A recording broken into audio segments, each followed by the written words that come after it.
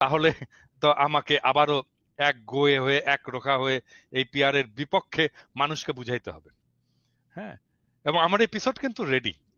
আমার আমার বিশ্বাস জামাতে ইসলাম পিআর জিনিসটা বুঝেইনি ঠিক মতো। আমি সরি টু সে যে এই বিষয়টা বুঝেনি, এবং এই পিআর করার ক্যাপাসিটি বাংলাদেশের ইনস্টিটিউশনালি নাই। এটা এক্সট্রিমলি কমপ্লেক্স সিস্টেম। এটা আমি বাদ দিলাম, এটা কমপ্লেক্সিটির ইস্যুটা বাদ দিলাম। ধরা যাক আমি এই কমপ্লেক্সিটিটাকে ম্যানেজ করতে পারলাম কোনো না কোনো ভাবে, কিন্তু এইটা বাংলাদেশের ডেমোক্রেসিকে, বাংলাদেশের স্টেটকে এবং বাংলাদেশের জনগণকে ক্ষমতাহীন করবে। এই বিষয়টা ওনারা বুঝতে পারতেছেন না। এত বিজ্ঞ রাজনৈতিক দল, ওনারা যে কেন বুঝতে পারতেছেন না আমি এটা জানি না। আপনি দরকার হলে ওনাদেরকে ডিবেটে ডাকতে পারেন আমার সাথে, যদি মনে করেন। আমি কিন্তু শীর্ষ নেতাকে ডাকতে হবে একদম। আমি ওই রকম চুটকা ফাটকা নেতাদের সাথে আমি এটা নিয়ে আলাপ করব না। শীর্ষ নেতাকে ডাকেন, পিআর পদ্ধতি নিয়ে ডাকেন, আমি ডিবেট করতে, প্রকাশ্যে লাইভে ডিবেট করতে রাজি আছি। কিন্তু তাহলে জামাত কি আবার কোন ঐতিহাসিক ভুলের দিকে যাচ্ছে, যেটা ৮৬-৯৬-তে হয়েছে বা ৭১-এও? মানে হঠাৎ করে একটা সিদ্ধান্ত, মানে কেমন যেন একটা রাইট টাইমে এসে রাইট ডিসিশন নেওয়া বা রাইট স্রোতের পক্ষে থাকা, মানে কেমন যেন তারা ইয়ে করে। এবারও কি এরকম কিছু হচ্ছে, ঐতিহাসিক কোনো ভুলের দিকে যাচ্ছে মনে করেন? মানে রাজনৈতিক দলগুলো তো ভুল করেই, এটা তো সব দলেরই তো ভুল থাকে, রাজনৈতিক ব্যক্তি হিসেবেও আমাদের ভুল থাকে। আহ, কিন্তু এই পিয়ার পদ্ধতি নিয়ে যদি মূলামূলি করে শেষ পর্যন্ত জামাত কিছু অ্যাচিভ করতে চায়, আমি এটা মনে করব যে এটা আরেকটা রাজনৈতিক ভুল হবে, বড় ধরনের রাজনৈতিক ভুল হবে। এবং এটা জামাত পরবর্তীতে স্বীকার করবে, করতে বাধ্য হবে, কারণ এর ফলে বাংলাদেশ যে জায়গায় যে দাঁড়াবে সেটার দায় তো তখন তাহলে জামাত ইসলামকে নিতে হবে। হ্যাঁ, আর আর আরেকটা বিষয় হচ্ছে কি, যে মানে এটা রাজনৈতিক দলগুলোকে বুঝতে হবে যে রাজনৈতিক দলগুলো কেন মনে করে যে আমরা দেশের মালিক। তা তো না। কয়েকদিন আগে তো একটা জরিপ বেরিয়েছে, তাই না? কয়েকদিন আগে জরিপ বেরিয়েছে, সেখানে দেখা যাচ্ছে 12% মানুষ বিএনপিকে ভোট দেবে, 10.5% মানুষ জামাত ইসলামীকে ভোট দেবে, 3%-এর মতো মানুষ এনসিপি কে ভোট দেবে, 7%-এর মতো মানুষ, 7.3%-এর মতো মানুষ আওয়ামী লীগকে ভোট দেবে। আপনি সবার ভোট যদি এক করেন তাহলে দেখবেন যে 63% মানুষ, এগুলো কোনো রাজনৈতিক দলের উপরে কোনো আস্থা নাই, তাদেরকে ভোট দিতে চায় না, ঠিক করেনি যে তাদেরকে ভোট। তাহলে রাজনৈতিক দলগুলো এত হ্যাডম কেন দেখায়? তাহলে কোথায় রিপ্রেজেন্টেশন এই 63% মানুষের? তাদের কথা তো শুনতে হবে। বুঝলাম যে মানে জামাত ইসলামীর একটা বিশাল একটা বুকের মধ্যে একটা লাল টুকটুকে আপেল আছে, আমাদেরকে আপেলটা দেখাক। আমরা কথা বলি আমরা তো জামাত ইসলামীর শত্রু না, আমরা বিএনপিরও শত্রু না। তাদের ভিতরে লাল টুকটুকে আপেলটা আমাদেরকে দেখাক, আমরা একটু নেড়ে চেড়ে দেখি, একটু কামড় দিয়ে দেখি কেমন স্বাদ, মিষ্টি কিনা, কচকচে কিনা। তো আমি যেটা বলবো সেটাই করতে হবে। কেন? ওয়াই? জনগণের সাথে তো এনগেজ হতে হবে, আমাদেরকে বোঝাতে হবে তো। মানে আমরা তো বানের পানিতে ভেসে আসিনি, 73%, 63% মানুষ তো বানের পানিতে ভেসে আসেনি। তাদের সাথে এনগেজ হতে হবে, তাদের সাথে কথা বলতে হবে। এমনকি তাদের পক্ষ হয়ে যারা কথা বলে বলে মনে করে মানুষ, তাদের সাথে কথা বলুক। আপনি, আরে আমি, কনক, আমাদের তিনজনের সাথে কথা বললেও তো একটা সেকশন অফ পিপুলকে তারা কভার করতে পারে, পারে না? এখন এবং তারা বলতে পারে আপনারা কি রাজনৈতিক দল? মানে আপনারা যে রিপ্রেজেন্ট করেন তার গ্যারান্টি কি? মানে আমরা যদি জনগণের কণ্ঠস্বর নাই হইতাম, আমাদের পাছায় লাথি দিয়ে পাবলিক চলে যেত, পরের দিন চলে যেত। ওটা এমনিতেই দেখা যায়, আমাদের ভিডিওর ভিউয়ে দেখা যায়, আমাদের সাবস্ক্রিপশনে দেখা যায়, আমার ফেসবুকের লেখায় দেখা যায়। পাবলিক এমনি দেখাই দিত যে আমরা এদেরকে চাই না, এদেরকে পছন্দ করি না, আমরা এদের সাথে নাই। কারোর মনে না হইলে এটা সরাসরি বলুক, তারপরে দেখা যাবে না। হ্যাঁ, সেটাই। না, এখানে ধরেন এই জরিপটা কিন্তু আরেকটা জিনিস ইন্ডিকেট করছে যে একটা সময় ছিল না যে এবার ধানের শীষের জোয়ার, এবার দাঁড়িপাল্লার জোয়ার, এবার নৌকার জোয়ার। অর্থাৎ মার্কা থেকে মানুষের মন সরে গেছে, কিন্তু নট মার্কা। একদম পুরোপুরি এটা কিন্তু পুরোপুরি। তো মানে আমার মনে হয় যে রাজনৈতিক দলগুলোরও চিন্তা করার বিষয় আছে। কিন্তু এই মুহূর্তে ধরেন বিএনপি, জামাত, এনসিপি, এই যে এতদিন ঐক্যবদ্ধ থেকে হঠাৎ করে তারা কেন এত বিভাজিত হয়ে পড়লো, এটাও কিন্তু একটা মানে প্রশ্ন জনগণের কাছে। ইলিয়াস, আপনি কি মনে করেন, এই যে জামাত কি কোনো ঐতিহাসিক ভুল করতেছে আবারও, বা এই যে বিভাজনটা? দাদা তো ওই অ্যাঙ্গেলের কথা বললোই, আমি ওইটাতে আর না যাই, আমি একটু ঐক্যের কথা বলি ভাই। হচ্ছে যে প্রথমেই 15ই আগস্টে বিএনপির এবার যে ভূমিকা ছিল এটার জন্য বিএনপিকে অনেক ধন্যবাদ। এই একই ধরনের ভূমিকাটা জামাত ইসলামও নিতে পারতো। আমার বিশ্বাস যে তারা মাঠে ছিল, কিন্তু সরাসরি কেন আসে নাই সেটা আমরা জানি না। একটা কথা পরিষ্কার করে বলি, এই 5ই আগস্টের ঠিক আগের দিন রাতেও আপনারা জেলখানায় আপনাদের নিজেদের খাবার ভাগাভাগি করে খেয়েছেন। কোনো দল এখানে ছিল না। আমরা ওই রাতে সারা রাত আমার মনে আছে, তার আগের 2-3 রাত, যেই রাতে আমি হারুনের ভিডিওটা ছাড়লাম, ওই রাত থেকে আমি আর ঘুমাইতে পারি না। কারণ আমি জানতাম যে এই হারুন, এবার যদি এটার কোনো পরিবর্তন না হইতো, হারুন আমার পুরো বংশ নির্বংশ করে ফেলতো। আমি ঘুমাইতে পারিনি। তো আমরা সবাই তখন মানে একদম চাতক পাখির মতো দেশের দিকে তাকিয়ে থাকতাম যে বিএনপি, জামাত কারা কি করবে। মানে আপনাদের ভেতরে তো আমরা কোনো বিভাজন দেখি নাই। হঠাৎ করে এখন আমি যেটা লক্ষ্য করছি যে সবার ভেতরে না, কিছু কিছু নেতাদের মাঝখানে খুব অতি উৎসাহী কথাবার্তা বলে তারা নিজেদের ভেতরে একটা বিভাজন তৈরি করছে। দেখেন ভাই, বাংলাদেশে গত 15 বছরে আওয়ামী লীগ একটা জিনিস করতে পারে নাই, সেটা হচ্ছে একটা বলার মতো, তুলনা করার মতো একটা বিরোধী দল তারা তৈরি করতে পারে। অনেক চেষ্টা করেছে, সব শেষ নির্বাচনে তারা ড্যামিনি ভোট টোট দিয়ে তারপরে চেষ্টা করেছে, পারে নাই। বিএনপি এবার যেটা পেয়েছিল, অটো শক্তিশালী একটা বিরোধী দল পেয়েছিল। জামাত, এনসিপি তারা যদি বিরোধী দলে আসতো, সারা পৃথিবীর কাছে আমার মনে হয় বিএনপির জন্য এটা সবচেয়ে সুবিধাজনক একটা জায়গা থাকতো। ধরেন বিএনপিকে এতদিন ধরে জঙ্গিদের নেতা বলা হয়েছে, এই প্রথম আলো, ডেইলি স্টার এরাই বানিয়েছে। এখন জামাত ইসলাম তো হুজুরদেরই দল, জামাত ইসলাম, তারপরে এদিকে অন্য ইসলামী দলও তার সাথে আছে, এনসিপি। আর বাংলাদেশের মানুষ এমনিতেই 500 মানুষ এক জায়গায় হলে 150 মানুষের মাথায় টুপি থাকে। তো এটা দেখে বিএনপির বিরুদ্ধে যখন সামনে ক্ষমতায় আসার পরে আন্দোলন হতো, বিদেশিরা কি দেখতো যে হুজুরদের বিরুদ্ধে। আর হরতাল, মিটিং, মিছিল এইসব হলে মারামারি হইতো, পুলিশও একটু মারতো। ইয়েরা দেখতো যে ওকে ঠিক আছে, বিএনপি ইসলামী দলের বিরুদ্ধে অবস্থান নিয়েছে। সো ওই ট্যাবলেট আর বিক্রি করা যেত না যে একমাত্র আওয়ামী লীগই হচ্ছে গিয়ে ইসলাম বিরোধী দল, বা এরা ইসলামের যারা কথা বলে তাদেরকে পেটায়। এটা এই ন্যারেটিভ আর বাংলাদেশের কেউ তৈরি করতে পারতো না, বিদেশিদের কথা বলছি। সো সেই পয়েন্ট থেকে বিএনপি একটা শক্তিশালী বিরোধী দল পেয়েছিল, এবং সেই দল দিয়ে আমার মনে হয় তারা একটা নির্বাচন করতে পারতো। না, যদি ভালো না করতো 5 বছর পরে তারা বিরোধী দলে আসতো, সমস্যা কি?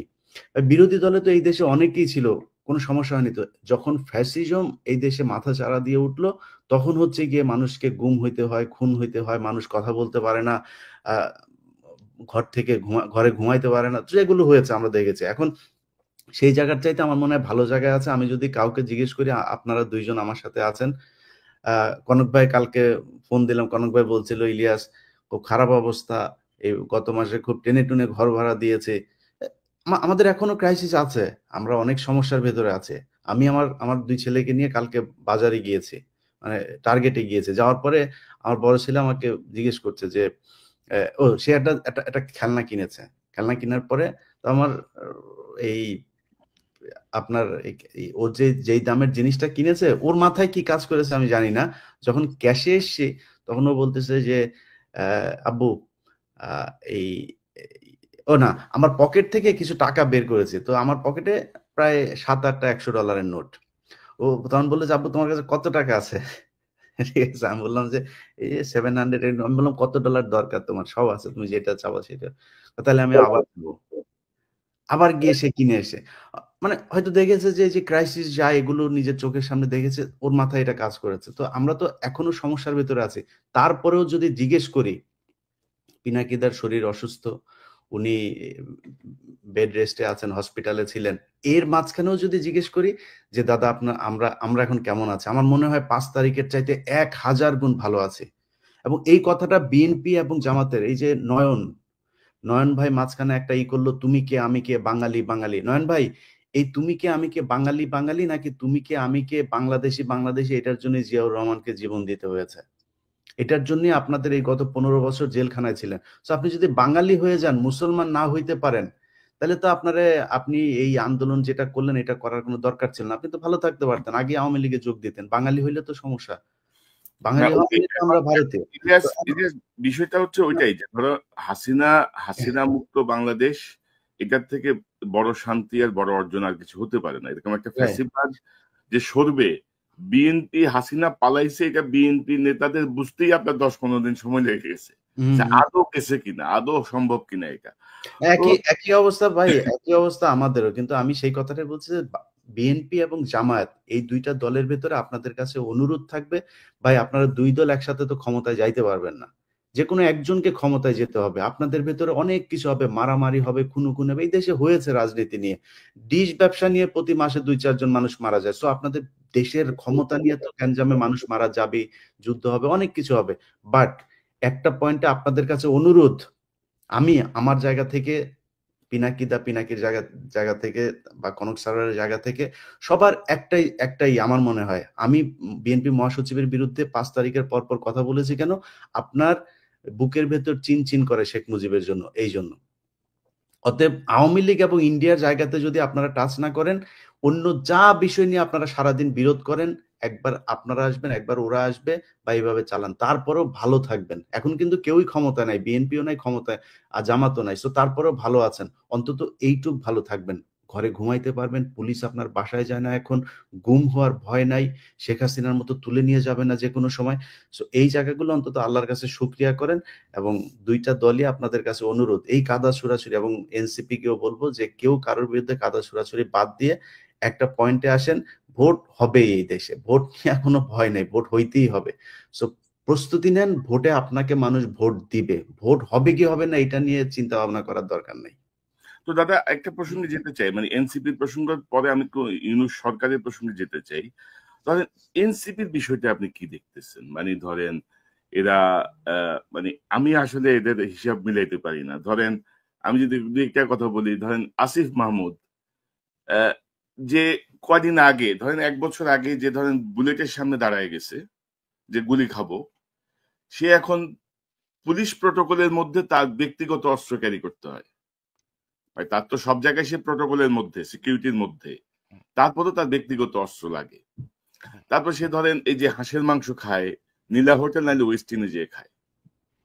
মানে আমি বুঝলাম না আর কি, তাদের জুলাই সনদ ঘোষণা হয়, তাদের নেতাদের অবকাশের জন্য তারা চলে যায় কক্সেস বাজারে। এতদিন পরে যে জুলাই সনদ হইলো, সেই সনদে ধরেন শহীদদের সংখ্যাটাই তো ভুল। মানে জাতিসংঘ বলে 1400, ওনারা বক্তৃতায় বলে 2000, ওইখানে লেখা হয়েছে 1000। তো এই যে অবস্থাটা, মানে এক এক নেতা এক এক রকম করে কথা বলছে। কেউ বলতেছে এইটা ঘুরাই দিবে, এটা উড়াই দিবে, হ্যান করবে, ত্যান করবে। জিয়াউর রহমান বা মানে একটা প্রতিষ্ঠিত সিনিয়র রাজনৈতিক দলের ব্যাপারে তাদের যে মনোভাব, তো এগুলো মানে সব মিলে কি মনে করে, মানে কি এনসিপি হয়েছে কি, এনসিপিতে কি ভর করছে? আমি আমি কনক বোধহয় জিয়া রহমানকে নিয়ে যখন ইসমাইল পাটোয়ারি আম, যখন একটা মন্তব্য করছিল, আমি আপনার এখানেই প্রথম এটার প্রতিবাদ করছিলাম, আমি বলছিলাম এটা খুব খারাপ কাজ হয়েছে এবং এটা এক্ষুনি প্রত্যাহার করা উচিত।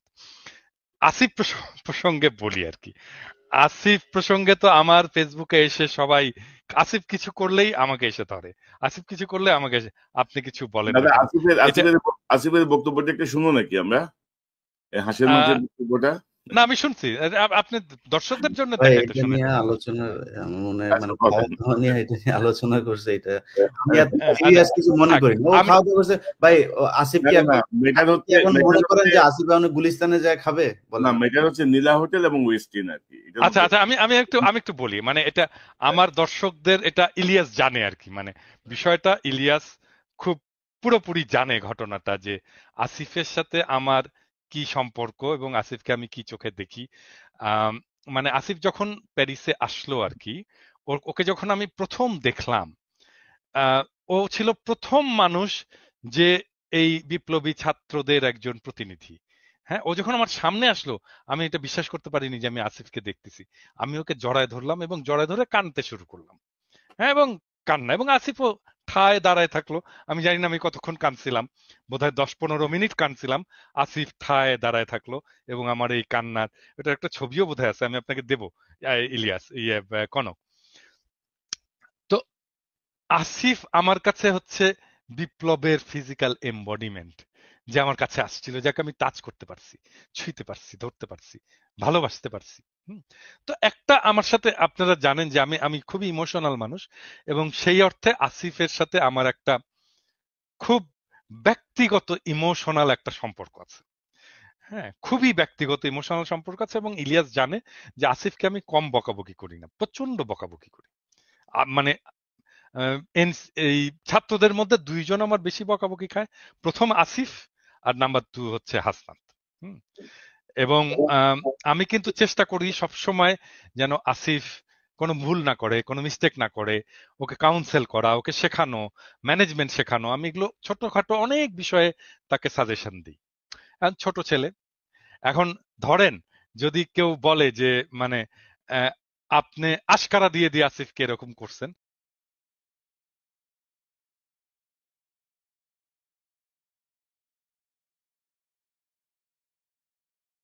বলতে পারে, যদি বলে। হ্যাঁ, কিন্তু আমি আসিফের প্রতি ওই স্নেহ, ওই ভালোবাসা, ওইটাকে আমি সবসময় নার্চার করব। আমি আসিফের এই কথাটা বলাটা ঠিক হয়নি, এই যে আমি ওয়েস্টিনে যাই, এই কথাটা বলাটা ঠিক হয়নি। এবং আমি আমি কিন্তু সত্যি খুব রাগ করছি আসিফের উপরে এই কথাটা বলাতে। কারণ কি জানেন, আমি আসিফকে খুব স্পেসিফিক্যালি এই ব্যাপারে, মানে আমার ছোট ভাই যদি মন্ত্রী হতো, আমি ওকে যেভাবে বা ইভেন ওটা আমার ছেলের বয়স তো আসলে আছে, কিসের ছোট ভাই, আমার ছোট ভাই তো অনেক বড়। আমার ছেলে যদি হতো, মন্ত্রী হতো, আমি তাকে যেভাবে তাকে ধরে ধরে ধরে ধরে ধরে ধরে শেখাতাম, আমি আসিফকে কিন্তু এই বিষয়গুলো শিখিয়েছি। আমি কিন্তু ওকে বলছি যে আসিফ, তুমি তোমাকে খুব মিনিমালিজমের উপরে চলতে হবে, খুব অল্প জিনিসে তোমাকে তৃপ্ত থাকতে হবে, খুব বেশি জিনিস। তুমি যখন ভাত খাবে, একটা তরকারি দিয়ে ভাত খাবে, একটার বেশি তরকারি নিবে না। আমি বলছি কেন নিবে না, কারণ তোমার দেশের মানুষ একটার বেশি তরকারি দিয়ে ভাত খেতে পারে না। তুমি তার জীবনটা বুঝতে পারবা না তুমি যদি এটা না করো, তুমি এই কাজটা করবে। আমি কিন্তু এক্স্যাক্টলি এই কথাটা বলছি। এবং যখন আমি দেখলাম যে আসিফ বলতেছে যে আমি ওয়েস্টিনে যাই, আমার খুব খারাপ লাগছে, আমি খুব বেদনাহত হয়েছি মানে এটাতে, আসিফের এই কথাতে। হ্যাঁ, মানে মানে দাদা দাদা ধরেন এদের প্রতি আমাদের শ্রদ্ধা বা এদের প্রতি আমাদের কৃতজ্ঞতার কোনো শেষ নাই, এবং আমরা যে না, কথাগুলো আসিফের বলছি। প্রতি আমার ভালোবাসারও শেষ নাই তো। আমার ভালোবাসা থাকবে, ও যত মিস্টেক করুক তারপরেও আমার ভালোবাসা থাকবে। কিন্তু মানে ও আমার কথা শোনে না কেন, এটা হচ্ছে আমার কথা। মানে ও কি, মানে আমি যে ওকে এত ভালোবাসি, এত স্নেহ করি, ওকে যে আমি আমার সন্তানের মতো দেখি, তো ও কেন আমাকে ওর ওর জায়গাটায় রাখতে পারে না? ও কেন ওই রেসপেক্টের জায়গাটা রাখতে, আমার হ্যাঁ, কথা তবে শোনে না আমাদের কেন? আমাদের এই নতুন নেতাদের ধরেন যে বডি ল্যাঙ্গুয়েজ বা তাদের কাছে আমাদের যে প্রত্যাশাটা ছিল, সেই জায়গাটায় তারা ধরেন আমাদেরকে অনেক জায়গাতে হতাশ করেছেন, এবং এটা আমরা আশা করি নাই আর কি। মানে এত দ্রুত তাদের এই পরিবর্তনগুলো আসলে চোখে লাগে, আমাদের যেমন লাগে সাধারণ মানুষের চোখে লাগে। সাধারণ মানুষের মধ্যেও এগুলো প্রতিক্রিয়া সৃষ্টি করে যে আপনি এক্স্যাক্টলি। এক বছর আগে কি ছিলেন, এখন আপনি কি করছেন, ভবিষ্যতে তাহলে আপনি কি করবেন। এক বছরে যদি এই পরিমাণ পরিবর্তন আপনাদের মধ্যে আসে, তাহলে আপনি ভবিষ্যতের না, কি করবেন। ইভেন রাজনীতিতে আপনি দেখেন, মানে আমি তো ওয়েস্টিনে যে খেতে পারি না বাংলাদেশের রাজনীতি করে।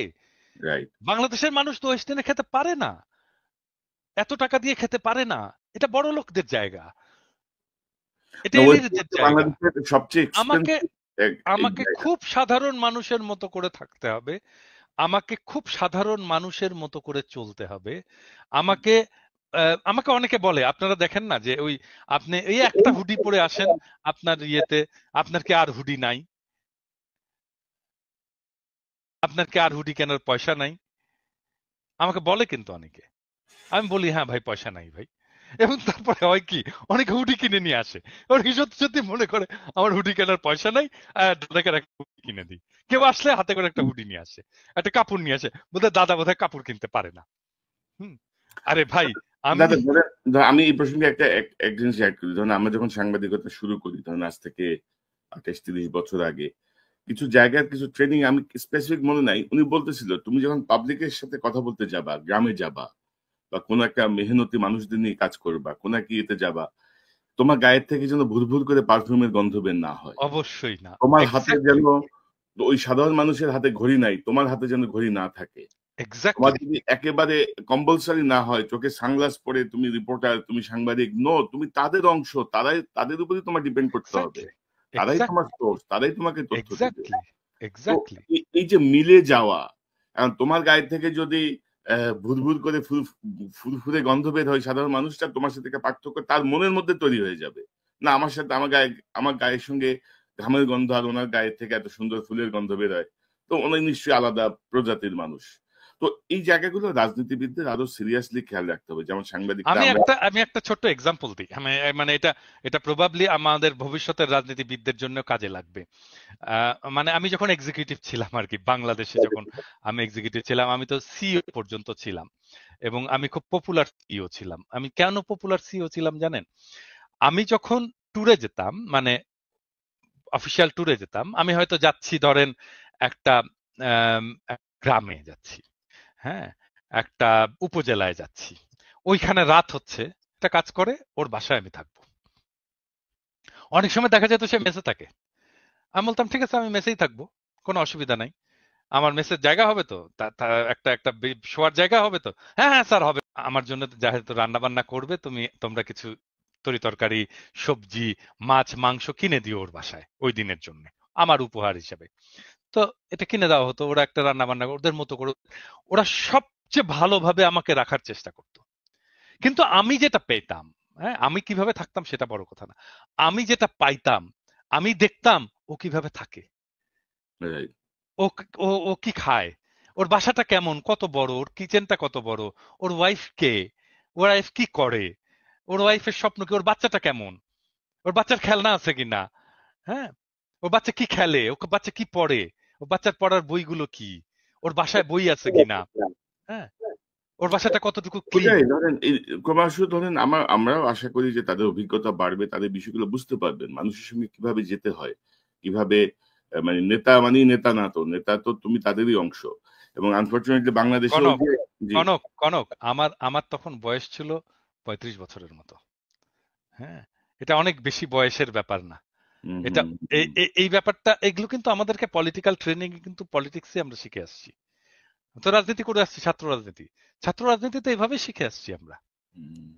এভাবেই শিখে আসছি কিভাবে কিভাবে মানে আমি এখানে বলতে আপনার সময় থাকলে আমি বলি, এখানে চান্দার কথা আসছে তো, আমি তখন 4th ইয়ারের ছাত্র রাজশাহী মেডিকেল কলেজে, এবং এটা বোধহয় কেউ জানে না কিন্তু আমি বলে রাখি যে আমি বাংলাদেশের কমিউনিস্ট পার্টির ইতিহাসে সবচেয়ে কম বয়সী ফুল মেম্বার, সবচেয়ে কম বয়সী বাংলাদেশের কমিউনিস্ট পার্টির ইতিহাসে আমার বয়সী ফুল মেম্বার, পার্টি মেম্বার ছিল না, আমি একমাত্র, এবং প্রবাবলি এখনো পর্যন্ত আমি একমাত্র। তখন আমি 4th ইয়ারের ছাত্র, পার্টির ফুল মেম্বার। তো আমাকে ওই সময় 88 সালে একটা বন্যা হয়েছিল বাংলাদেশে, পুরো বাংলাদেশে বন্যা হয়েছিল, রাজশাহীতেও বন্যা হলো। আমাকে পার্টি দায়িত্ব দিল যে আমাকে চারঘাট এলাকায় আম, বন্যার ত্রাণ চালাইতে হবে, মানে ওখানে খাবার নিয়ে যেতে হবে, কাপড় নিয়ে যেতে হবে, ওগুলো করতে হবে। তো আমি বললাম যে কিভাবে করব, বললো এটা তোমার উপরে। মানে আমি বললাম যে আমার রিসোর্স কোথায়, টাকা পয়সা কোথায়, তোমার উপরে। মানে আমাকে চিন্তা করতে হবে আমি কিভাবে আমার আমার এই করব, আমার এই রসদ জোগাড় করব এবং ওখানে নিয়ে যাব। আজকে আমি বলতে পারি আমার চালানো ত্রাণ কর্মকাণ্ড আমাকে পার্টি থেকে একটা পয়সা দেয়নি, একটা পয়সা না। আমার চালানো ওই ত্রাণ কর্মকাণ্ড চারঘাটের মানুষ প্রবাবলি এখনো মনে করতে পারবে যে ওই মেডিকেল কলেজের একটা ছেলে এসে এখানে এসে ত্রাণের কাজ চালাই গেছে। কিভাবে করছি জানেন? আমি চিন্তা করলাম যে আমি করব কি, আমার কাছে কোনো টাকা পয়সা নাই, আমি করবোটা কি। তো চিন্তা করে বের করলাম যে আমি যে লোকালিটিতে থাকি মেডিকেল কলেজের আশেপাশে, ওইখানে বাসায় বাসায় গেলাম আর কি, যে বললাম যে ভাই আমি মেডিকেল কলেজের ছাত্র, চেনেন তো আমাকে, আমি চারঘাটে ত্রাণ করতে যাব, কালকে যাব, তো আপনি সকালবেলা যে রুটি বানান না, আপনি 2টা রুটি এক্সট্রা বানায়েন, আমি সকালবেলা আসবো নিয়ে যাব রুটিটা। তো এরকম বলে আসলাম অনেকগুলো বাসায়। পরের দিন আমি ভাবছি আর কতগুলোই বা রুটি দেবে, 4-5টা বস্তা টস্তা নিয়ে, ব্যাগ ট্যাগ নিয়ে আমরা গেছি করতে। তারপরে যেয়ে দেখি ওরে মা, কিসের 2টা রুটি, 20টা রুটি বানায় রাখছে একটা বাসা। হ্যাঁ, কেউ খিচুড়ি ভরে হাড়ি ভরে খিচুড়ি রান্না করে রাখছে, বিশাল ব্যাপার। পরে আমাদেরকে ভ্যান ভাড়া করতে হইলো, ভ্যান আলা আসলো, ভ্যান আলাকে বললাম ভাই আমার কাছে কিন্তু পয়সা নাই, বললো কিচ্ছু লাগবে না ভাই, তোলেন এগুলোর উপরে। ভ্যানে তুললাম, ভ্যানে তুলে চারঘাটের বাসে গেলাম, বাসের উপরে তুললাম সমস্ত ত্রাণের জিনিসপত্র। বাসওয়ালাকে বললাম ভাই আমার কাছে কিন্তু পয়সা নাই ভাই, বলে কি করবেন আপনি এগুলো, আমি বললাম ত্রাণ দিতে যাবো, বলে কিচ্ছু লাগবে না, ওঠান আপনি সব, কি কি আছে ওখানে সব তোলেন। চারঘাটের বাসে যে আমাকে নামাই দিল, ওইখানে ভ্যান একটা পয়সা লাগলো না। মানে মানুষ যখন নিয়ত দেখে যে আপনি Right. ভালো নিয়ত একটা কাজ করতেছেন, মানুষ আগায় আসে রে ভাই। আপনার যদি রাজনীতি ঠিক থাকে, আপনার টাকার কোনো অভাব হয় না, পয়সার কোনো অভাব হয় না। এরা যে টাকা তুলতে গেছে, এই যে এনসিপি এই যে অলিগার্কদের কাছে, দুর্বৃত্তদের কাছে কোনো টাকার অভাব ছিল না। এনসিপি কে আমি এনসিপি কে দিছিলাম, প্রপোজাল দিছিলাম গত রমজানের সময়। ওরা ওই 5 স্টার হোটেলে ওদের করবে। আমি বলছি যে এক কাজ করো, তোমরা মানিক মে এভিনিউয়ে প্যান্ডেল খাটাও, বলো যে ভাই আমরা স্বাধীন বাংলাদেশে নিজের ইফতার আমরা একসাথে করবো, আপনার ইফতার আপনি নিয়ে আসেন, তুমি ওইখানে শুধু পানির ব্যবস্থা করবে আর জিলাপি বানাবা, জিলাপি দিবা আর পানি দিবা। দেখো 1 লক্ষ লোক এসে তোমার সাথে ইফতার করবে।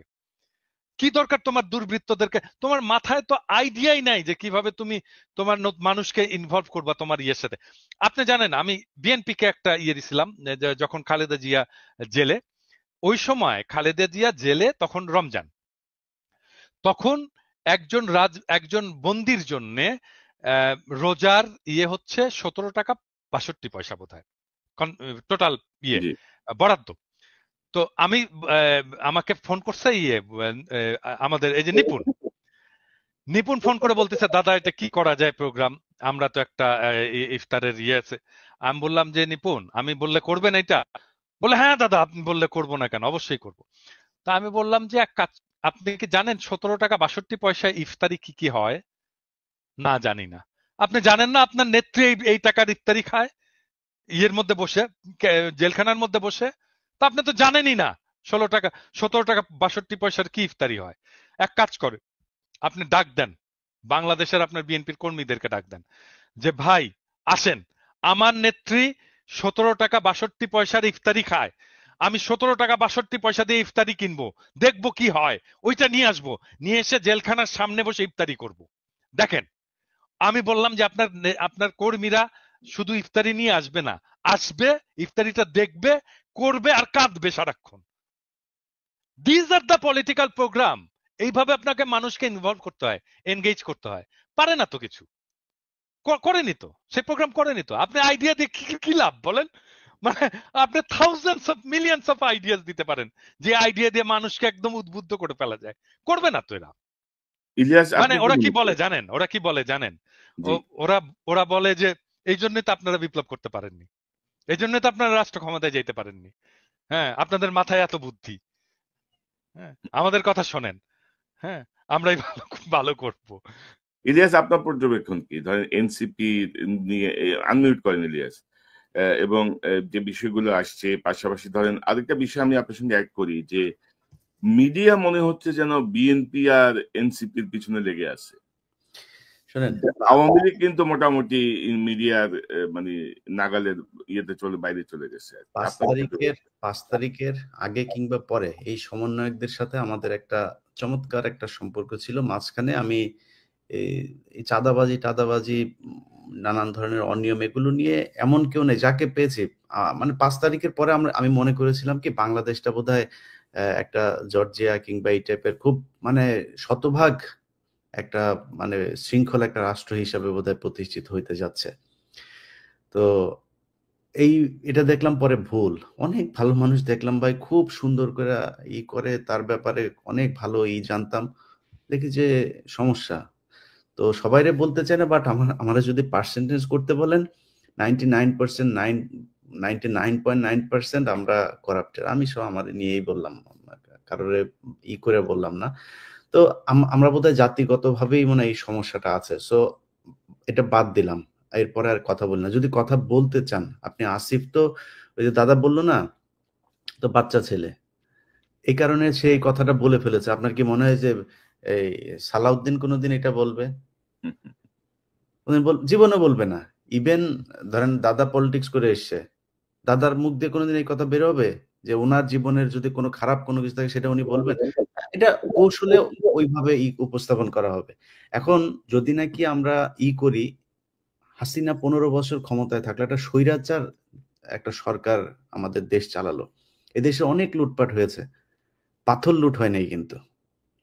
এইভাবে একটা থেকে মানে পর্যটন কেন্দ্র থেকে এইভাবে মানে মাটি সহ খুঁড়ে নিয়ে গেল, মানে এটা বাংলাদেশে ঘটেছে নাই কখনো। অথচ আমাদের দেশে ওই সময় পরিবেশ উপদেষ্টাকে, যিনি সারা সারা বছর দেখেছি যে পরিবেশ নিয়ে কথা বলতে বলতে মানে গরম করে ফেলতো মিডিয়া, ওনার প্রতি মনে হয় সপ্তাহে, আপনি জানেন যে প্রতি সপ্তাহে মনে হয় 2-4টা অ্যাসাইনমেন্ট ওনার এই বেলার থাকতো না? কি করেছেন উনি পরিবেশ নিয়ে? একটা খাল উদ্ধার করেছেন, একটা এই ঢাকা শহরের 3-4টা তুরাগ, বেলা, ওইদিকে শীতলক্ষ্যা, এদিকে বুড়িগঙ্গা, কোনোটার কোনো উন্নতি আছে? ঢাকা শহরের পরিবেশের কোনো উন্নতি আছে? কোনো কিছুর উন্নতি নেই। আপনি যদি বিএনপির কাছে আসেন, বিএনপির কি আপনি অন্তত যদি লিস্ট করি 2-4 হাজার মানুষের নাম আমরা বলতে পারবো না? বলবো। এখন আমরা আমাদের ইয়েটা কি, যে দুর্নীতির এই জায়গাটা আমার মনে হয় একটা পর্যায়ে গিয়ে ঠিক হয়ে যাবে। সো এদের কারোর সাথে যে আমাদের খুব ব্যক্তিগত, দাদা বললেন আসিফের সাথে যেমন আমাদের সম্পর্ক আছে, আমাদের ইশরাকের সাথেও, আমাদের এই কনক ভাইয়ের সাথে আমাদের এই গত কয়েকদিন আগেও আমরা অনেক বিষয় নিয়ে ইশরাক ভাইয়ের সাথে আলোচনা করলাম, এবং এই সিটি কর্পোরেশনের সামনের যে ঘটনা, এটা নিয়েও আমাদের যেটা মনে হয়েছে আমরা সেই পরামর্শ ইশরাক ভাইকে দেওয়ার চেষ্টা করেছি। সো কারোর সাথে আমাদের সমস্যা নাই। এখন কথা হলো যে আপনি যখন কিনা দুর্নীতি নিয়ে কথা বলতে যাবেন, যদি নাকি সবাই চলে আসেন, তাহলে তো আপনার এটা নিয়ে আলাপ করার দরকার নাই। দুর্নীতি যেটুকু আছে কিভাবে থামানো যায় সেটা চিন্তা করেন। এবং বিএনপির আর মিডিয়া, যেটা আপনি বললেন যে এখন মিডিয়া হচ্ছে বিএনপি আর এনসিপি কে, এটা মিডিয়ার বিষয় না। মিডিয়াতে তো এই হাসিনার সেই দোসররা আছেই। ডিজিএফআই নিজে অ্যাসাইনমেন্ট দিয়ে দেয়, ডিজিএফআই নিজে নিজেই ফুটেজ বের হয়, অডিও বের হয়, ভিডিও বের হয়, কোত্থেকে বের হয়? এটা কি সাধারণ মানুষ করতে পারে নাকি? এগুলি আমরা জানি না? ডিজিএফআই দেয়, ডিজিএফআই দিয়া বলে এই ঘটনা ঘটেছে, এবার এটা নিয়ে কাজ করো। সো এই জায়গাগুলো তো ঠিক করতে হবে। যেসব সুশীলরা আজকে 15ই আগস্ট নিয়ে করে, খুব মনে হয় যেন তারা ন্যায়ের পথে অটল আছেন, কিছু কিছু জায়গা নিয়ে তাদেরকে কেউই করতে পারবে না। তোরা কই ছিলি রে জুলাইতে? 5 তারিখ পর্যন্ত এই যে ফারাবি হাফিজ, এই যে এই চ্যানেল 24-এর যেই উপস্থাপক, এ বাবা মাদেরকে উদ্দেশ্য করে পোস্ট করেছে, সেই পোস্ট আছে আমার কাছে। বাবা মাদেরকে উদ্দেশ্য করে পোস্ট করেছে যে আপনারা আপনাদের সন্তানদের হেলি খেলা দেখে কি মজা পাচ্ছেন? এই আন্দোলনের ভেতরে নাকি অন্য দুষ্কৃতিকারীরা ঢুকে গিয়েছে, এদেরকে দ্রুত সরিয়ে নেন। এরাই তো সেই সুশীল। সেই সুশীলরা আজকে শেখ মুজিবকে নিয়ে করছে। প্রতিটা এই পোস্টের জন্য টাকা পেয়েছে, প্রতিটাকে টাকা পয়সা দেওয়া হয়েছে। ওই যে তৌহিদ আফ্রিদির মাধ্যমে টাকা বিতরণ হয়েছে। তো এখন এই যে এগুলো করছে তারা সুশীল সেজে, এটা আসলে সুশীলতা না। 15ই আগস্টের কথা যদি বলি ভাই, আপনারা ওই 15ই আগস্টের 32 নম্বরের আশপাশে কিছু ভিডিও ফুটেজ দেখলাম। এই ভিডিও ফুটেজটাতে কিছু মানুষ, কনক ভাই একটু একটু এটা আমার ইয়ে হচ্ছে, এই কি বলে, কিছু মানুষজন আসছে পরের 15ই আগস্টে, এটা মাথায় রেখেন। এই মজা যদি করতে থাকেন না, তাহলে এই মজা নেওয়ার লোকের সংখ্যা কিন্তু বাড়বে। এটা মজা করার জিনিস না। শেখ মুজিব শেখ হাসিনাকে করা মানে, এই সাপোর্ট করা মানে ও নিজেও খুনি, ওরে খুনের মামলায় ঢুকাইতে হবে। পাশে ধানমন্ডি থানা আছে, ওরে ধানমন্ডি থানায় নিয়ে ঢুকান, ও খুনের দোসর, ও আওয়ামী লীগের দোসর। যদি শেখ মুজিবের ব্যাপারে আলাদা করে কেউ কিছু বলতে আসে, পিনাকি দাদা বই লিখেছে, ওনার বই পড়েন, ওনারা যদি বিশ্বাস না করেন, তাহলে যাদেরকে বিশ্বাস করেন, মেজর জলিল, ওদের নিজেদের লোকজন, আতাউর রহমান খান, তারপরে এই এই ধরনের লোকজনরা, ইভেন তোফায়েল আহমেদের বইও পড়েন, ওইখানে অনেক কিছু আছে। শেখ মুজিব কত বড় মাপের বদমাইশ ছিল, এটা যদি নাকি গুগলেও দেখতে যান, বিদেশি বিভিন্ন টেলিভিশন ওই সময়, এবিসি টেবিসি বিবিসি, এগুলো অনেক টেলিভিশনের একদম ভিজুয়াল নিউজ আছে। শেখ মুজিব তামাক খাচ্ছে আর বিশাল ভাবসাব নিয়ে পায়ের উপর পা তুলে দিয়ে বক্তব্য দিচ্ছে। তারে সাংবাদিক জিজ্ঞেস করছে এই যে আপনার এখানে মানুষ মারা যাচ্ছে, সে বলছে এটা হচ্ছে মিথ্যা কথা, এটা প্রোপাগান্ডা, দেশে নাই কোনো মানুষ মারা যাচ্ছে না, সে হাজার হাজার মানুষকে সে সরাইখানা বানিয়ে তারপরে খাওয়াচ্ছে। এগুলো বিদেশি মিডিয়ার নিউজ। সো শেখ মুজিব কত বড় বদমাইশ ছিল, সেটা যদি নাকি মনে হয় আপনারা ঠিক করবেন, তাহলে আলোচনায় আসেন। বেশি মানুষের নেওয়ার দরকার নাই, 2-4 জন থাকলেই চলবে। আপনারা যত মানুষ আসতে চান আইসেন। আমি এই ব্যাপারে একটু, যারা শেখ মুজিবকে নিয়ে খুব আবেগ তাড়িত হচ্ছেন, আমি আপনাদেরকে বিনয়ের সাথে একটি বিষয় বলতে চাই, সেটা আমার বলা দায়িত্ব। সেটা হচ্ছে যে শেখ মুজিবকে নিয়ে যদি আবেগ তাড়িত হন, তাহলে শেখ মুজিবের সমস্ত কুকীর্তির দায় আপনাকেই নিতে হবে। এবং আপনাকে যেই কুকীর্তির দায়টা আমি দিতে চাই, সেটা হচ্ছে সিরাজ শিকদারকে পেছন থেকে গুলি করে হত্যা করা। নিরস্ত্র সিরাজ শিকদারকে হত্যা করেছে শেখ মুজিব, এইটার দায় নিতে হবে। সিরাজ শিকদার আমার নেতা, আমি আপনাকে এইটার জন্য এর শাস্তি আপনাকে আমি দেব। শেখ এগুলো নিয়ে মুজিবকে মামলা হওয়া সিরাজ উচিত, এগুলো শিকদারকে নিয়ে মামলা হত্যার উচিত দাদা। দায়ে এটা এই প্রথম ক্রস শাস্তি ফায়ার, আপনাকে আমি দেব। এটা সিরাজ বাংলাদেশের শিকদার প্রথম আমার ক্রস ফায়ার। নেতা, আমার নেতাকে হত্যা করার দায় আপনাকে নিতে হবে। সাতার হাড্ডি ভেঙে দেব হারামজাদা। শেখ মুজিবকে নিয়ে শোক গাথা শুয়োরের বাচ্চা, তোর সাতার হাড্ডি ভেঙে দেবো। বাংলাদেশে যেদিন আমি আসবো, আমি সব কয়টা লিস্ট নিয়ে রাখছি। শুয়োরের বাচ্চা, সিরাজ শিকদারকে হত্যার বদলা তোকে দেওয়া হবে শুয়োরের বাচ্চা, হারামজাদা। না, তবে দাদা ধরেন এখন একটা নতুন ন্যারেটিভসকে সামনে আনা হচ্ছে যে ধরেন হাসিনা পলাতক। আমরা তো আসলে হাসিনা না, কিন্তু শেখ মুজিবের অবদান তো অস্বীকার করা যাবে না। শেখ মুজিবুর শেখ রহমানের মুজিবের অবদান, আমার নেতাকে হত্যা করছে, নাই। সাতার হাড্ডি ভেঙে দেওয়া হবে, সাতার হাড্ডি ভেঙে দেওয়া হবে। তুমি শেখ মুজিবকে যদি মানে এগুলো নিয়ে ওন দাদা, করো, তুমি দাদা শেখ মুজিব এই জিনিসগুলো নিয়ে দাদা মামলা হওয়া উচিত, আইনগতভাবে তার মরণোত্তর বিচার হওয়া উচিত।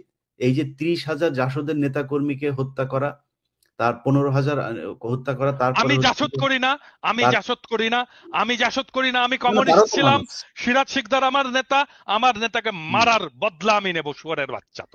এবং তার এটা তো তার বক্তব্যই আছে, সে বলেছে কোথায় আজ সিরাজ শিকদার, তার মানে সে মেরে বুক ফুলিয়ে তারপরে সংসদে দাঁড়িয়ে বলেছে যে সে খুন করেছে, এই হত্যার সাথে সে জড়িত, এবং সেটা বাংলাদেশের প্রথম ক্রস ফায়ার। অতএব এগুলোর মরণোত্তর বিচার হওয়া উচিত। এবং যারা আজকে এগুলো করছে, এরা তো আসলে মানে শেখ মুজিবের জন্য কান্দে না, এদেরকে পয়সা দেওয়া হয়েছে, এর মধ্যে কিছু আসে চামড়া ব্যবসায়ী, পয়সা পিছন দিয়ে হান্দায় দেওয়া হবে, ওই সময় চামড়া ব্যবসায়ী, পয়সা পেছন দিয়ে হান্দায় দেওয়া হবে। এখানে টাকা ইলিয়াস দিয়ে সব করতে পারে। ইলিয়াস, এখানে আরেকটা বিষয় আমি যেটা শুনলাম যে টাকা যেমন আছে, আবার কোন শিল্পী কোন জায়গার তাদেরকে ব্ল্যাকমেলও করা হচ্ছে। আপনি তো জানেন হাসিনার কিন্তু এটা একটা ভালো অস্ত্র ছিল, যে চরিত্র হনন এবং ব্ল্যাকমেলিং এর বহু কিছু। তো ওই হুমকিও দেয়া হচ্ছে, টাকাও দেয়া হচ্ছে।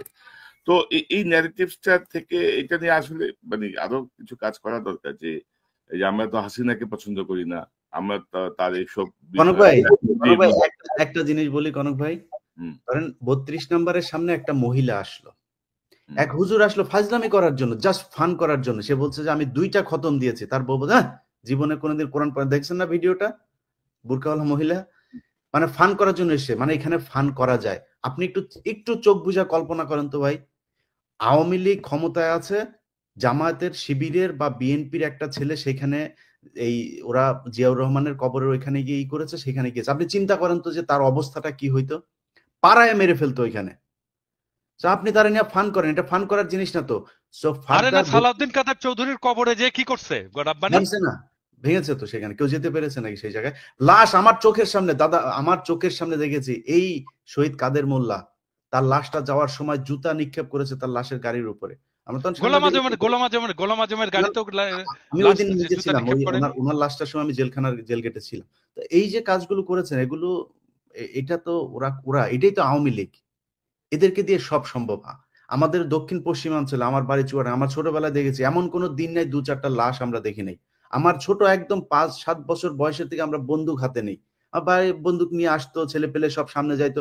এগুলো ওই এলাকার খুব স্বাভাবিক ঘটনা ছিল। কারা করেছে এগুলো? রক্ষী বাহিনীর মানে কাউন্টার দেওয়ার জন্য সেই জায়গায় এই জিনিসগুলো আস্তে আস্তে সেগুলো স্প্রেড হয়েছে পুরো দক্ষিণবঙ্গে।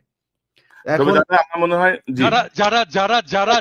যারা এইখানে যে সমস্ত সোকল্ড কালচারাল ফ্যাসিস্ট, যারা মুজিবের নিয়ে কান্নাকাটি করছে, এদেরকে যদি কোনো পরিচালক প্রযোজক তার নাটকে সিনেমায় নেয়, কোন টিভি চ্যানেল যদি তাদের কোনো প্রোগ্রাম এয়ার করে, তাদেরকে দেখে নেব। আমি আজকে বলে দিলাম, তাদেরকে দেখে নেব, এবং আমি যেটা বলি সেটা করব। এবং কিছু গণমাধ্যমও শেখ মুজিবের যেমন সমকাল, এই একে আজাদের সমকাল, তারা খালেদা জিয়ার জন্মদিনের নিউজটা করেছে শেষের 3 পৃষ্ঠার পরে, যা চিকন এক জায়গার মধ্যে, শেষের পৃষ্ঠাও না, পত্রিকার প্রথম আর শেষের পৃষ্ঠা হচ্ছে সবচেয়ে গুরুত্বপূর্ণ, মাঝখানে 3 নাম্বার পৃষ্ঠার মধ্যে নিয়ে তারপরে সেখানে ছোট করে দিয়েছে আর শেখ মুজিবের শ্রদ্ধাঞ্জলি। এবং অনেকগুলো পত্রিকা এই কাজগুলো করেছে, টেলিভিশন এগুলো করেছে। না, আমরা মনে করি যে নিশ্চয়ই যারা এই মানে ফ্যাসিবাদের যারা সমর্থক এখনো আছে এইরকম একটা গণহত্যার পরে, তাদেরকে সবাই বয়কট করবেন। পিনাকিদা যেটা বললেন, পরিচালক, প্রযোজক, টেলিভিশন ওনার, ফিল্ম ওনার, তারা এই ব্যাপারে নিশ্চয়ই সতর্ক থাকবেন। না হলে আমরা আমাদের মতো করে কাজ তো করবোই। তো দাদা, এই সকল কিছুর পেছনে কিন্তু ডক্টর ইউনূস সরকারের একটা দায় আছে। কিন্তু তা তো ডক্টর আছে, ইউনূস তা তো আছে।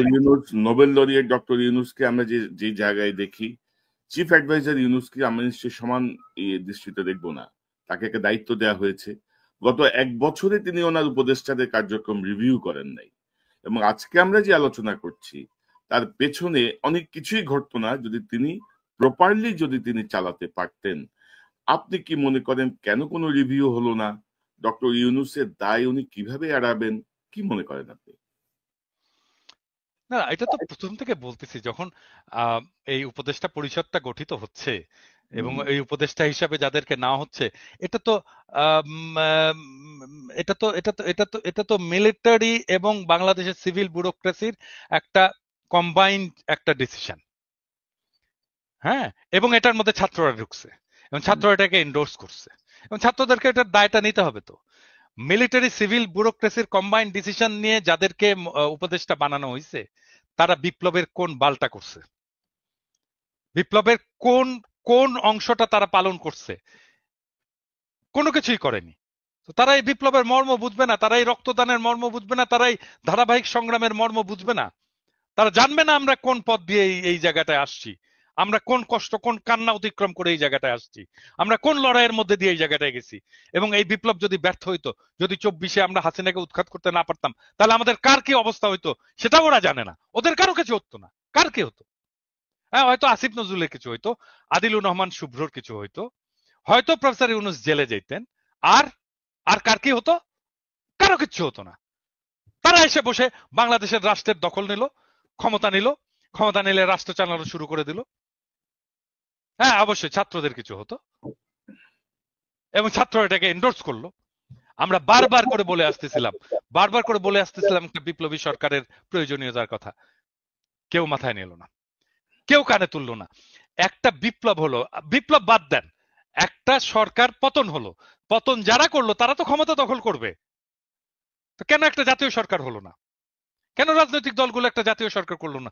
কেন এই উপদেষ্টা পরিষদের মধ্যে রাজনৈতিক দলের নেতাগুলো নাই? থাকলে তো আজকে এই অবস্থা হতো না। আপনি দেখেন, প্রফেসর ইউনূস 2 বার ওই যে বডি সোহেল আছে না, বডি সোহেলের সাথে মিটিং করছে 2 বার ডেকে নিয়ে তার অফিসে। প্রফেসর ইউনূসের একবার সময় হয়নি মাহমুদুর রহমানকে ডেকে নিয়ে মিটিং করার। একবার। বডি সোহেলের মধ্যে কি মধু আছে প্রফেসর ইউনূসকে ডাকতে হবে আর মাহমুদুর রহমানকে ডাকা যায় না? কোথাও ডাকছে? মাহমুদুর রহমানকে কোথাও এনগেজ করছে? করেনি। দেবপ্রিয়কে করে এসে এনগেজ, অমুককে করে এসে এনগেজ, তমুককে করে এসে এনগেজ, আর একটা করে ঝামেলা করে। আর সেই ঝামেলাগুলো সামলাই আমরা সামলাই। প্রফেসর ইউনূসের কোনো মিডিয়া আছে নাকি? কোনো মিডিয়া প্রফেসর ইউনূসের চোদে নাকি? প্রফেসর ইউনূসের সরকারকে কেউ চোদে না। আমরা সামলাই, ন্যারেটিভ আমরা তৈরি করি, আমরা পাশে এসে দাঁড়াই। না, এখন ইউনূস সাহেব ধরেন এত বছর ধরে সংগঠন করেন, এনজিও করেন, উনি একটা প্রজেক্ট প্রপোজাল লিখলেও তো সেই অনুযায়ী লোক নিয়ে প্রজেক্টটাকে দাঁড় করান না। তো বাংলাদেশ রাষ্ট্র কি ওনার প্রজেক্টের থেকেও খারাপ অবস্থায় আছে? যে আমার মন চাইলে আমি চিটাগাং থেকে নিলাম, মন চাইলে আমি এনজিও থেকে নিলাম, মন চাইলে আমার অমুক ভাইরে নিলাম, অমুক ভাইয়ের ছেলেরে নিলাম, অমুক ভাবিরে নিলাম, তাই তো করছে, এভাবে তাই তো রাষ্ট্র করছে, চলে? তাই তো করছে, তাই তো করছে, তাই তো করছে, তাই তো করছে। 1 বছরে আমার বন্ধুর ছেলে, অমুকের ছেলে, তমুকের ছেলে, গ্রামীণ ব্যাংক, অমুক তমুক, এই তো আমি যাকে চিনি, আমার যে বন্ধু, এই তো নিয়ে করছে। সে স্বীকারও করছে যে পাইনি, তখন যাদেরকে পাইছি তাদেরকে নিয়েই করছে। তো তারপরে 1 বছর চলে গেল, তো এর মধ্যে রিভিউ করতে পারলেন না?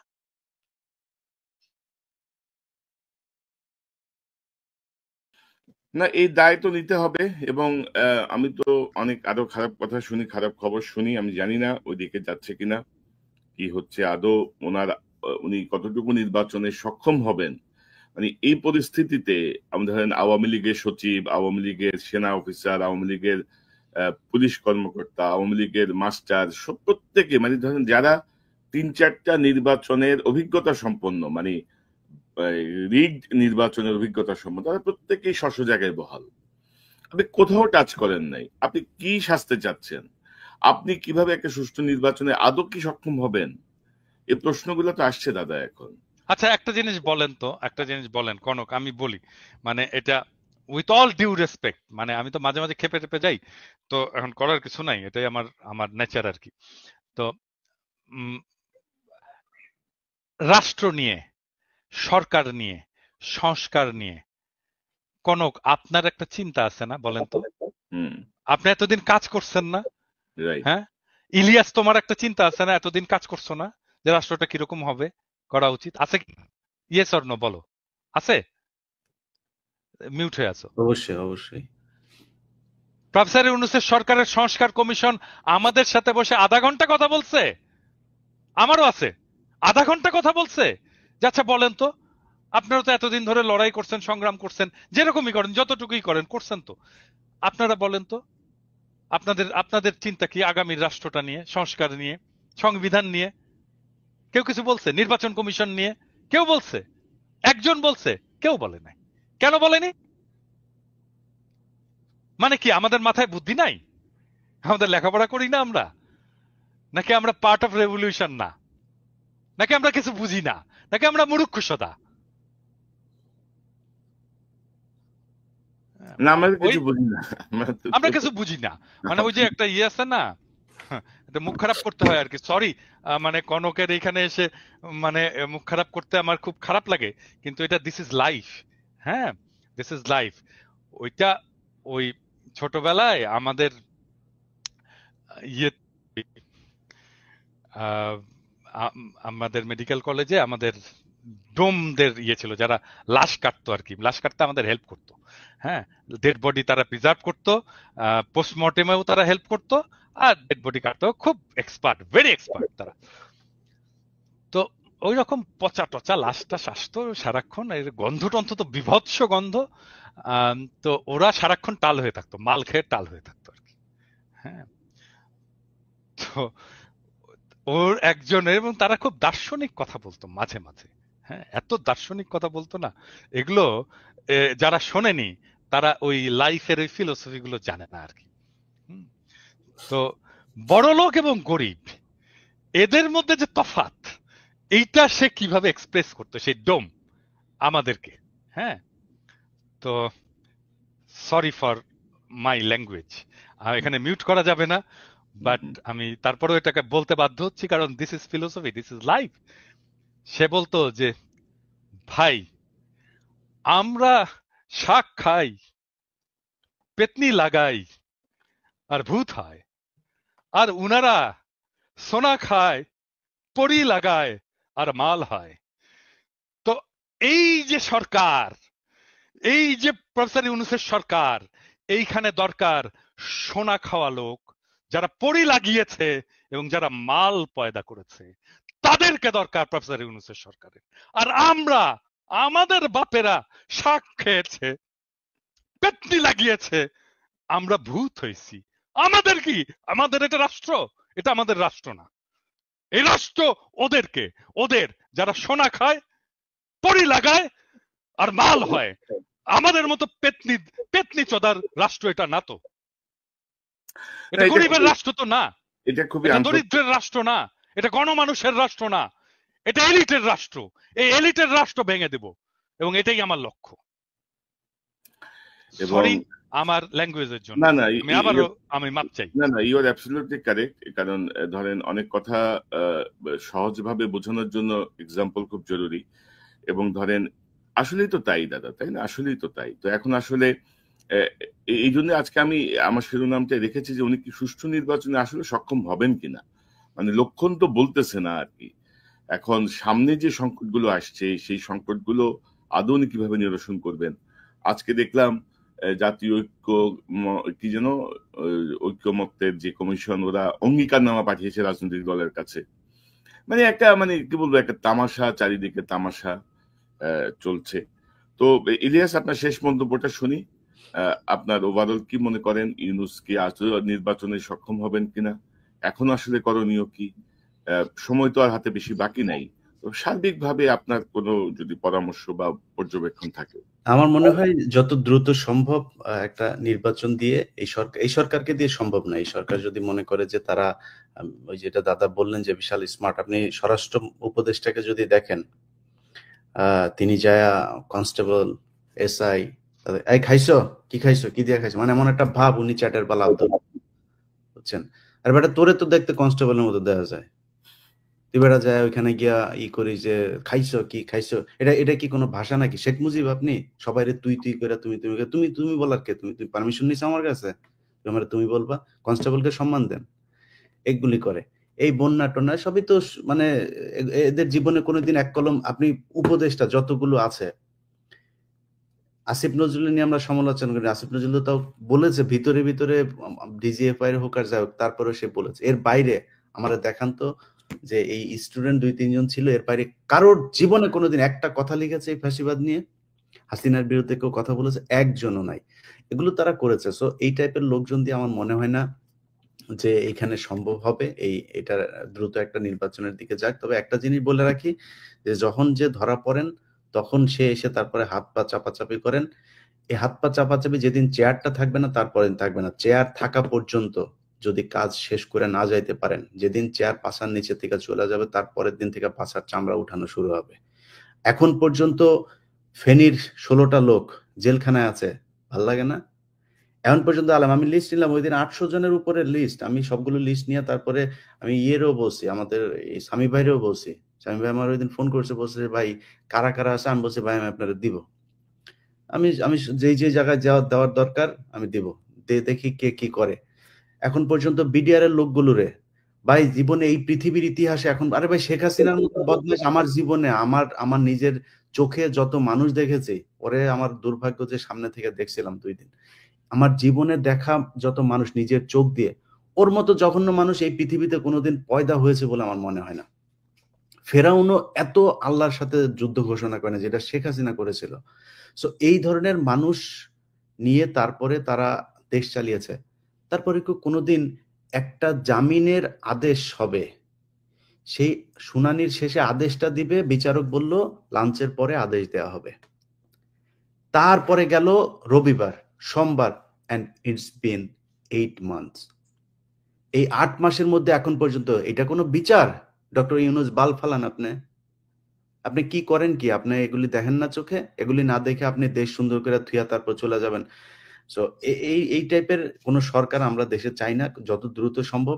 আমি আমারে ব্যক্তিগতভাবে যদি মনে করেন, আমি সরাসরি বলি যে অনেকেই আবার বলবেন যে আমি বিএনপি টিএনপি করি, ভাই এখনো পর্যন্ত আমাদের দেশের বিরুদ্ধে এই যে জঙ্গি একটা এই কার্ড কিন্তু এখনো আওয়ামী লীগ বিভিন্ন জায়গায় খেলে যাচ্ছেন। আমি মনে করি বিএনপির ক্ষমতায় আসা উচিত এবার। এবং আমার বিশ্বাস, আমি তারেক রহমানের বিভিন্ন পলিসি টলিসি এগুলোর ব্যাপারে যতটুকু জানি, এবং বিএনপি যেটা সত্যি কথা, এই যে বললেন যে চাঁদাবাজি, প্রতিদিন নিউজ হচ্ছে বিএনপির ছাত্র দলের অমুক কোন এক উপজেলার জেলার, আরে ভাই সে ছাত্র দল, মানে এক গ্রামের এক ওয়ার্ডের এক স্বেচ্ছাসেবক দলের এক সেক্রেটারি, তারে নিয়েও নিউজ হয় বিএনপির ছাত্র দল এই কি স্বেচ্ছাসেবক দল নেতা, মানে দেখে মনে হয় যেন কেন্দ্রীয় নেতা বোধহয় চাঁদাবাজি করেছে। আপনি আসিফ সহ এই যে এদেরকে যেভাবে কালার করা হচ্ছে, যদি আপনি করতে যান কোন মন্ত্রণালয় সুষ্ঠুভাবে চলছে একটা মন্ত্রণালয় দেখান, সবখানে তো দুর্নীতি হচ্ছে। কেন করা হচ্ছে? কারণ টার্গেট এনসিপি এবং বিএনপি, এই দুইটাকে যে কোনো ভাবে কালার করা হবে। সো এগুলো করা হচ্ছে। আমার মনে হয় এই পরিস্থিতি যদি তারেক রহমান দেশে আসতো বা একটা সরকার যদি ক্ষমতায় থাকতো, তাহলে মনে হয় এই অবস্থা হতো না। এবং বিএনপি কিন্তু তাদের যে কোনো কারোর বিরুদ্ধে অভিযোগ আসলে সাথে সাথে তাকে বহিষ্কার করছে। তারা যে আওয়ামী লীগের মতো যা মনে চায় তাই করছে, কোনো কেউ কিছু বললে কেয়ার করছে এরকম না, কিন্তু তারা সাথে সাথে বহিষ্কার করছে। হচ্ছে তো ব্যবস্থা নেওয়া। তো আমি মনে করি যে একটা সরকার আসলে তারেক রহমান যদি সরকার প্রধান হয়, সেক্ষেত্রে তার দলের উপরে তার সর্বোচ্চ থাকবে। এবং তারেক রহমান যদি দেশে যায়, আমি মনে করি সেদিন থেকে মানে দেশ বিএনপির অধীনেই চলবে। সো ওইটা আমার দ্রুত করা উচিত আমি মনে করি। এই সরকারকে কোনো সুযোগ দেওয়ার, আমি নির্বাচন পেছানোর আমি এই সরকারকে মনে করি না যে তারা দেশ পিছায় দিয়ে, যদি সম্ভব হয় 1 বছরে সম্ভব হইতো, আরো 6 মাস সময় আছে, আপনি সরান। আপনি কেন এইসব পচা গন্ধ মাল নিয়ে তারপরে আপনি সরকার পরিচালনা করবেন? আপনি নতুন করে লোক না, দেশে অনেক মানুষ আছে, বিজ্ঞ লোকজন আছে, অনেক দেশপ্রেমিক মানুষ আছে, যাদের শক্তি আছে, তারা করবে। কিন্তু রাইট। সেটা না করে যদি এইভাবে করতে চায়, আমার মনে হয় এটাকে আমি আমার জায়গা থেকে কখনোই সাপোর্ট করি না, করব না। এইভাবে দেশ চলতে পারে মানে না। ১ বছরের মাথায় ১ বছর দাদা পরে একটু আগে আপনি দাদা একটু আগে যে মুখ খারাপ করে কথাবার্তা বললেন না? ভাই, শরীরের রক্ত গরম হয়ে যায় আসলে এদেরকে নিয়ে কথা বলে। এইজন্য এতগুলো মানুষ, ওগুলি তো চোখে ভাসে এখনো। আপনার মনে নাই কনক ভাই, আমরা ঘুমাই নাই, রাত সেই গভীর রাতে ২ জন দাঁড়িয়ে, দাঁড়িয়ে কি হবে, কি হচ্ছে, কি? আরে ভাই, মানুষগুলি মারা যাচ্ছে চোখের সামনে। যখন এই যে করলো, লাইট গুলো সব ইন্টারনেট বন্ধ করে যখন ছবিগুলো আসতে থাকলো, ভাই খুব খারাপ। এগুলো এখনো মানসিকভাবে দেয়। আপনি এইরকম একটা দেশের রক্তের বিনিময়ে আসা স্বাধীনতাকে আপনি এইভাবে ধ্বংস করে দিবেন, এটা কোন ধরনের সুশীলতা রে ভাই? আপনি ক্ষমতায় এসে সাথে, সাথে ১ম এ আপনি মতিউর রহমানরে নিয়ে আপনি ইন্টারভিউ দিলেন। এগুলো আমরা দেখেছি। সো দেখছি অনেক কিছু। এগুলো যখন কিছু করার ক্ষমতা থাকবে না আপনাদের, তখন কিন্তু হাতে পায়ে ধরে লাভ হবে না। তখন কিন্তু সব টেনে ন্যাংটা করা হবে। জি, সময় থাকতে সাবধান হন, দেশটা সঠিক পথে নিয়ে যান। জি দাদা, আপনার পরে সর্বশেষ পর্যবেক্ষণ, মতামত, পরামর্শ। না, আমি আমি আমি ইলিয়াসের মতের সাথে একমত যে আমাদের দ্রুত নির্বাচনের দিকে অগ্রসর হওয়া উচিত এবং নির্বাচন শেষ করে আমাদের স্ট্যাবিলিটি নিয়ে আসা উচিত দেশে। এটা এটা এটাই আমাদের প্রাইমারি লক্ষ্য হওয়া উচিত। এবং বিএনপি যেহেতু অঙ্গীকার করছে তারা একটা জাতীয় সরকার করবে, আমার বিশ্বাস যে তারা একটা অল ইনক্লুসিভ, সবাইকে নিয়ে একটা জাতীয় সরকার করবে এবং সবার কথা মাথায় রেখেই দেশটাকে চালাবে, সবাইকে নিয়েই। যদি সেটা চালায়, ওয়েল অ্যান্ড গুড। অবশ্যই নির্বাচনটাকে আরো অনেক সময় আছে, কারণ আমি আমি আর একটা কনসার্নের কথা বলেছি, সেটা হচ্ছে যে এখনো 63% মানুষ ঠিক করেনি কাকে ভোট দেবে। সো এই 63% মানুষের ঠিক করার উপরেই নির্ভর করবে আগামীর রাজনীতি কি হবে, আগামী রাজনীতি কি হিসেবে নির্বাচিত হবে।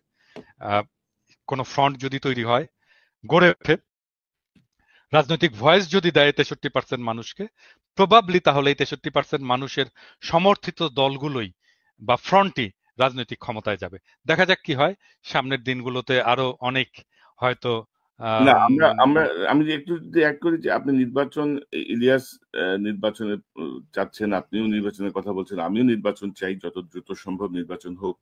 কিন্তু এই যে সক্ষম হবেন কিনা ডক্টর ইউনূস, এই সক্ষমতার জন্য কি করণীয়? এই যে আগামী যে ৬ মাস আছে, এই সময় ৬ মাসে আসলে পিন পয়েন্ট কি ভাই, করণীয়? সক্ষমতা অর্জনের জন্য তো আপনি এই অক্ষম উপদেষ্টাদের দেওয়া সম্ভব না। তাহলে আপনার রিশাফল করতে হবে, না হলে নির্বাচন দিয়ে দিতে হবে। প্রশাসন তো এখন বিএনপির দখলেই আছে। সো আমার মনে হয় অসম্ভব কিছু না। কি হবে, হয় বিএনপি আসবে, নাহলে জামাত এনসিপি আসবে, সমস্যা কি কোথায়? আদৌ বিএনপির দখলে না, আছে? প্রশাসন বিএনপির দখলে থাকলে তো সেটা নিরপেক্ষ নির্বাচন হলো না, না, না, সে তো আমি তো বায়াস নির্বাচন ভাই, হলো। বিএনপি, আমি তো সেটাই বললাম যে আপনাকে তো বিএনপির হাতেই দিতে হবে বা জামাতের হাতে দিতে হবে। কারণ বিএনপি যদি ক্ষমতায় আসে, আসলে আমি আমি ওইটাই ওই কথাটা বোধহয় ওই সময় শেষ করে নিয়েছি। আমি চাই এবার আসুক জামাত ইসলাম, তাদের সাংগঠনিকভাবে আরো বেশি সমৃদ্ধ হোক, তাদের তাদের মানুষের কথা আরো বলুক। এবং আমার মনে হয় এই ৫ বছরে বিএনপি যত ভুল করবে, ততটা জামাতমুখী হবে মানুষ। সো ৫ বছর পরে জামাত আসুক। এখন যেহেতু হাসিনা যাওয়ার পরপরই, আমি আমার ব্যক্তিগত মতামত যদি জিজ্ঞেস করেন, আমি মনে করি কোনো ইসলামী দলের এখন এই মুহূর্তে ক্ষমতায় আসা ঠিক না, যাদের নামের সাথে ইসলাম আছে। এবং আমি মনে করি ভাই, আমি অত বিশাল ইমান আমার শক্ত না, তো এই কারণে বললাম। এটা আবার নিয়ে অনেকে অনেক কথাবার্তা বলবেন, বাট বিএনপিরই আসা উচিত। তারেক রহমানকে এই সুযোগটুকু দেওয়া উচিত। এখনো খালেদা জিয়া তার মতামত রাখার মতো ওইটুক সক্ষমতা তার শারীরিকভাবে আছে। আল্লাহ তাকে আরো অনেক সুস্থ করে দিক। আমার মনে হয় বেটার হবে। এখন বিএনপির যেগুলো দেখা হচ্ছে, এত আচ্ছা ভাই, একটা জিনিস বলি, ধরেন আগে ইজারা নেওয়া হইতো একটা গরুর হাটের, মানে আগে নেওয়া হইতো না, সেটা কে নিত? মানে সেটা কি, মানে সাধারণ মানুষ নিত নাকি আওয়ামী লীগের লোকই তো নিত? হুম, হুম। এখন সমস্যাটা হচ্ছে আপনার তো কোনো সরকার নাই, কোনো প্রশাসন নাই, নিয়ম নাই, শৃঙ্খলা নাই। বিএনপির ৩ গ্রুপ যা ঠেলাঠেলি করছে। এখন হঠাৎ করে আসে চাঁদাবাজি। চাঁদাবাজি হয় নাই কবে? মানে এই যে ট্রাক আসে ঢাকায়, কোনোদিন কি একদিনের জন্য কি বন্ধ ছিল আপনি বলেন তো? এখনো হয়। আমি এটার সমর্থনে কথা বলছি না, কিন্তু হয়তো হতো। ৫ই আগস্টের পরে কয়েকদিন বন্ধ ছিল। হুম, ওইটা হয়তো ওইটা তো অন্য জিনিস। ওই সময় তো হতে কিছুই পারে। ছিল না। ওই সময় জনগণের হাতেই দেশ ছিল। যেই কারণে বন্ধ ছিল। কিন্তু জনগণের হাতে ছাড়া কোনো সরকার, প্রশাসকের হাতে যখন দেশ ছিল, কখনোই এটা বন্ধ রাখা যায়নি।